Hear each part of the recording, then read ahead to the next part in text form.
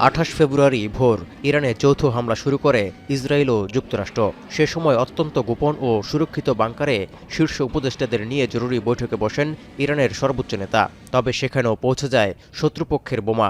নিহত হন Ayatollah Ali Khamenei পরিবারের 4 সদস্য, প্রধান উপদেষ্টা, আইআরজিসি প্রধান ও প্রতিরক্ষামন্ত্রীসহ বেশ কয়েকজন উচ্চপদস্থ কর্মকর্তা। গরমে দাপাদাপি। ঘরের চালের স্থায়ী সমাধান আনোয়ার সিমেন্ট শীট।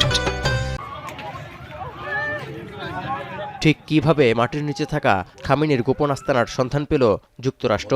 হত্যার জন্য নিখুঁত হামলাই বা চালালো কিভাবে? আন্তর্জাতিক বেশ কয়েকটি গণমাধ্যম খামেনির কার্যালয়ে হামলার স্যাটেলাইট ছবি ও ফুটেজ প্রকাশ করেছে, যেখানে খামেনির লক্ষ্যবস্তুতে বোমা আঘাত আনতে দেখা গেছে। বিস্ফোরণ হতেই ধোঁয়ায় আচ্ছন্ন হয়ে যায় চারপাশ, পুরো কালো হয়ে যায় সম্পূর্ণ কার্যালয়। প্রতিরক্ষা বিশ্লেষকরা ধারণা করছেন, অত্যন্ত শক্তিশালী বাংকার বাস্টার ক্ষেপণাস্ত্র ব্যবহার করে চালানো হয়েছে এই হামলা, যা মাটির গভীরে থাকা সুরক্ষিত কক্ষ ধ্বংস করতে সক্ষম।